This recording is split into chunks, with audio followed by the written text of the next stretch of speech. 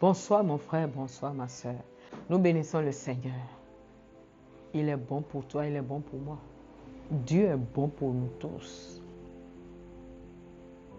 Il a mis dans mon cœur un message que je voudrais partager avec toi ce soir.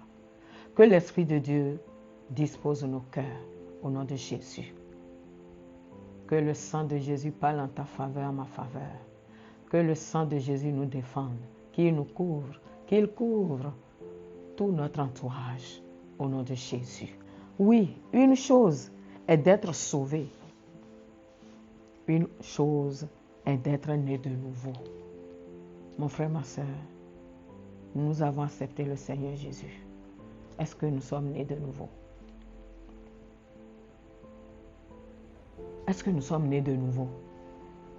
Est-ce que nous sommes devenus réellement une nouvelle personne? Alléluia.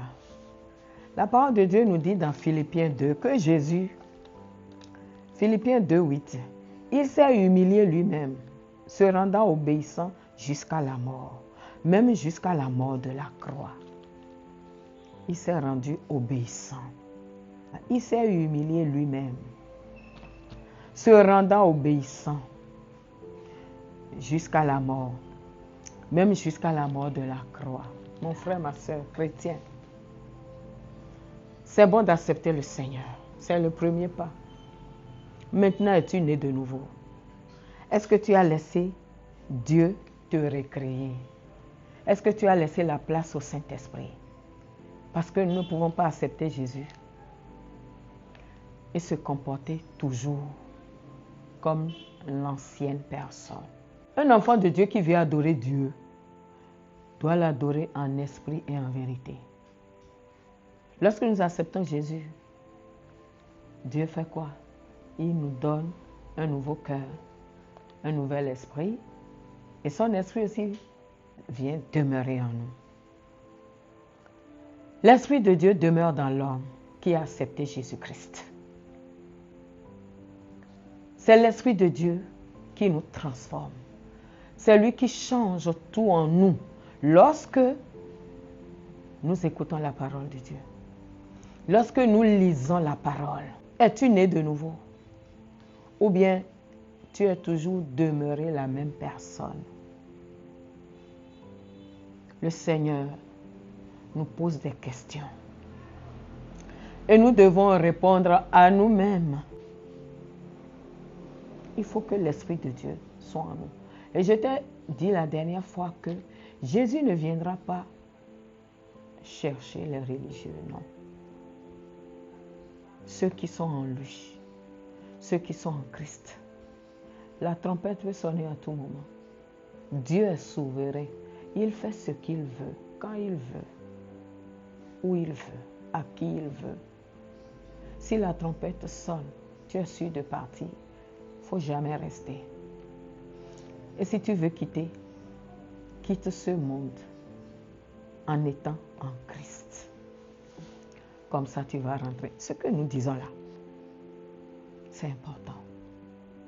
Enfant de Dieu. Jésus a dit à Nicodème, en vérité, je te le dis, si un homme ne naît de nouveau, il ne peut voir le royaume de Dieu. Si un homme ne naît de nouveau, es-tu né de nouveau?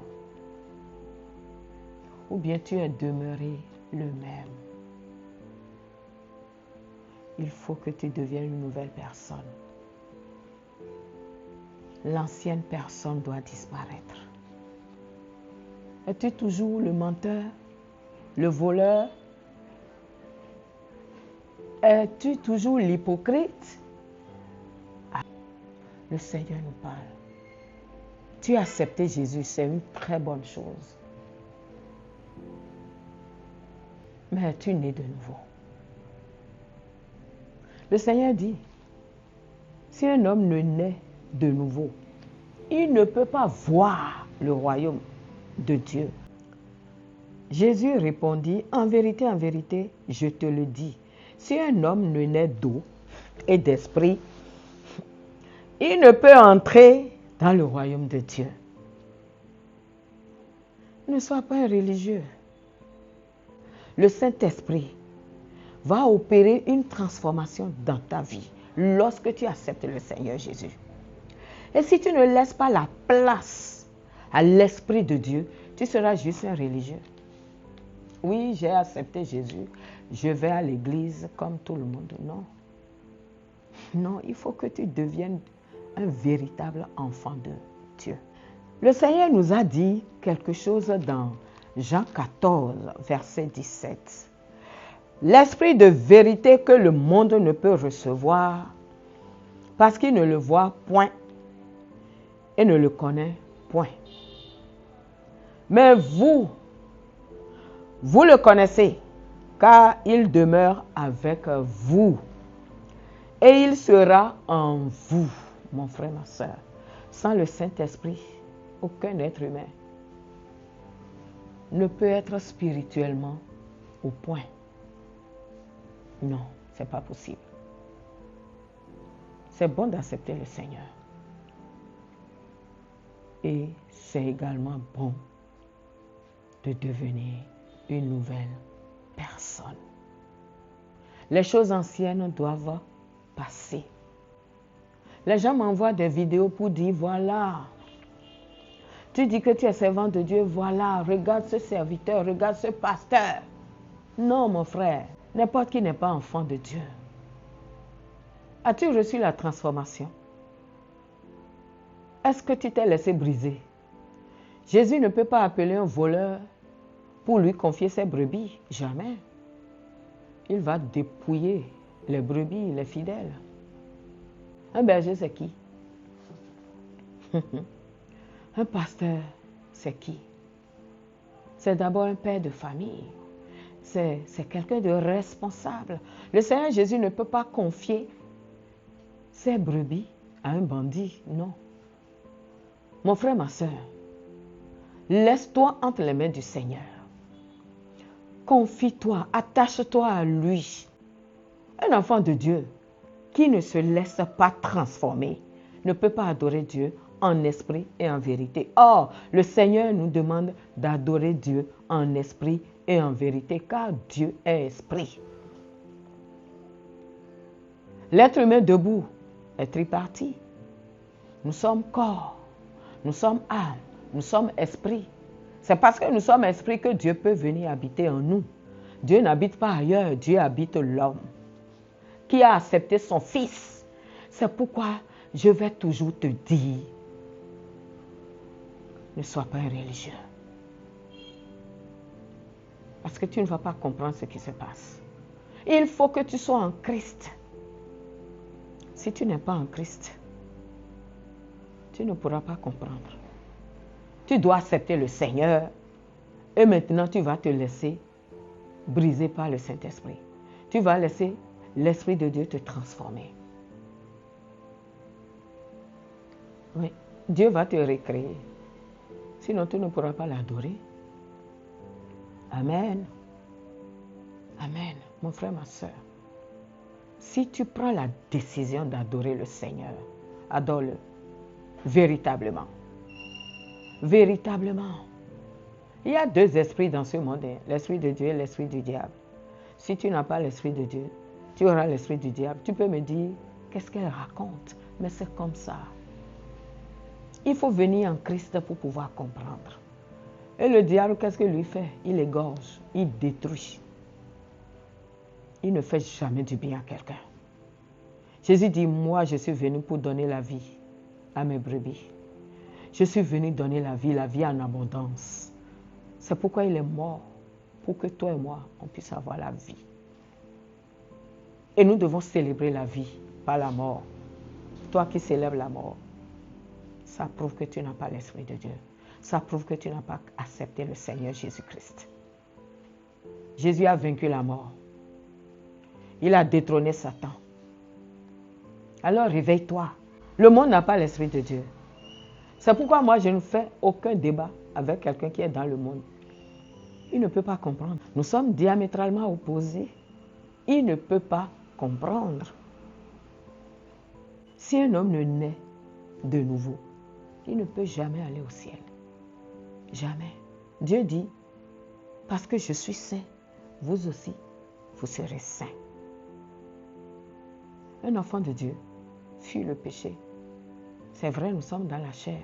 S'il arrive que tu tombes, relève-toi rapidement, répands-toi et puis la vie continue. Ne t'assois pas dans le péché. Parce que Dieu n'aime pas le péché. C'est à cause du péché que son fils est allé sur la croix. Quitte le péché, fuis le péché. Si l'Esprit de Dieu déborde en toi, Paul dit quoi? Soyez remplis de l'Esprit. Amen. Soyez remplis de l'Esprit Saint. Quand est-ce que tu peux être rempli du Saint-Esprit? Lorsque tu fais la volonté de Dieu. Lorsque tu te laisses entre les mains du Seigneur. Lorsque tu vas vers la parole. Lorsque tu pries. Enfant de Dieu, nous allons vers la fin. Réveille-toi. Le diable, lui, sait qu'il est condamné. Il est condamné. C'est le feu qui l'attend. Maintenant, il dit, je vais détruire les enfants de Dieu. Et tu vas te laisser détruire. C'est Jésus qui est allé sur la croix. C'est Jésus qui est allé se sacrifier pour toi et moi. Si tu mets quelqu'un d'autre entre Dieu et toi, tu es foutu. Le seul intermédiaire entre Dieu et les hommes là, c'est Jésus. C'est Jésus. C'est Jésus qui parle. Demeurez en moi et je demeurerai en vous. Comme le sarment ne peut de lui-même porter du fruit s'il ne demeure attaché au cep. Jésus dit qu'il est le sceptre et que nous sommes les sarments. Donc, il nous demande quoi? De demeurer en lui. Demeurez en moi et je demeurerai en vous. Comme le sarment ne peut de lui-même porter du fruit s'il ne demeure attaché au cep. Ainsi, vous ne le pouvez non plus si vous ne demeurez en moi. Je suis le sceptre, vous êtes les sarments. Celui qui demeure en moi et en qui je demeure porte beaucoup de fruits. Quel fruit portes-tu? Car sans moi, vous ne pouvez rien faire. Ta vie spirituelle sans Jésus, ça ne donnera rien. Et le diable sera toujours ton maître. Refuse ça. Si vous demeurez en moi et que mes paroles demeurent en vous, demandez ce que vous voudrez et cela vous sera accordé. Si vous demeurez en moi et que mes paroles demeurent en vous, demandez ce que vous voudrez et cela vous sera accordé. Amen. Jean 14, 14 dit, tout ce que vous demanderez en mon nom, je le ferai. Amen. Demeure en Christ, mon frère, ma soeur. Si vous portez beaucoup de fruits, c'est ainsi que mon Père sera glorifié et que vous serez mes disciples. Un disciple de Christ. Quelqu'un qui a accepté Jésus devient enfant de Dieu, devient disciple de Christ. Le Seigneur ne peut qu'appeler un disciple. C'est vrai que l'homme n'est pas parfait, mais nous tendons vers quoi? La perfection. Seul Dieu est parfait. Mais quel effort tu fais? Dieu nous connaît. Lui, il est esprit. Il n'est pas un homme. Il sait tout, il voit tout. Il sait tout de toi. Tout. Amen. Quel fruit portes-tu? Est-ce que un disciple que le Seigneur a appelé peut voler les fidèles? Non. Il n'a pas la crainte de Dieu. L'Esprit de Dieu n'est pas en lui. Il n'est pas né de nouveau. Non. Quelqu'un qui est né de nouveau, quelqu'un en qui le Saint-Esprit est, comment il peut voler les fidèles? Il ne peut pas. Il ne peut pas. Il ne peut pas. Donc, le monde ne comprend pas. C'est pourquoi le monde fait le mélange. Il nous mêle, nous qui avons pris la décision d'adorer Dieu.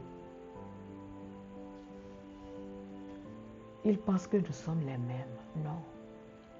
Nous ne sommes pas les mêmes. Nous avons choisi de suivre le Seigneur. Et nous avons choisi de faire sa volonté, qui nous accorde la grâce de demeurer en lui, pour toujours au nom de Jésus. On ne peut pas me dire que serviteur de Dieu, quelqu'un que Jésus a appelé, qui ne prend pas soin de sa femme, ou bien une chrétienne qui s'est régulièrement mariée, refuse de prendre soin de son époux, de sa famille. Non. Non. Si c'est le cas, quelle porte tu as laissée ouverte? Quelle porte as-tu? Je ne sais pas. Tu as laissé une porte ouverte et le diable est rentré. Et quand le diable rentre, lui détruit. C'est son rôle, ça. C'est pourquoi un enfant de Dieu ne doit pas baisser la garde. Ne laisse pas les portes ouvertes à Satan. Non. Le Seigneur nous a donné tout ce qu'il faut pour que l'enfant de Dieu puisse l'adorer. Il nous a donné tout ce qu'il faut. Un enfant de Dieu ne peut pas marcher avec quelqu'un qui est dans le monde. Il va te corrompre. Il va faire quoi? Il va te corrompre. Comment un enfant de Dieu, un chrétien, va me dire, même si nous tombons 99 fois, nous allons nous relever 100 fois. Tu vas mourir. Tu vas mourir. Un chrétien ne peut pas parler comme ça. Même si on tombe 99 fois, on va se relever 100 fois. Tu n'es pas né de nouveau. Même si entre-temps tu étais né de nouveau, tu as laissé une porte ouverte, le diable est rentré. Et il est devenu à nouveau ton maître. Il va faire de toi ce qu'il veut. Il va faire de toi ce qu'il veut parce que quoi? Tu n'es pas resté éveillé. Tu n'as pas le temps d'aller vers la parole. Tu n'as pas le temps de prier, mais tu as le temps de faire autre chose qui n'a aucun rapport avec le Seigneur. Tu vois que tu te tues. Tu vois que tu te détruis. La parole est claire. Le voleur ne vient que pour voler. Il va te voler. Si tu laisses la porte ouverte, il va rentrer. Et il va te voler. Jésus a dit, moi, je suis venu afin que les brebis aient la vie et qu'elles soient dans l'abondance. Lorsque tu n'as pas pris la décision, lorsque tu n'es pas ferme dans ton adoration, tu vas tomber. Tu vas tomber.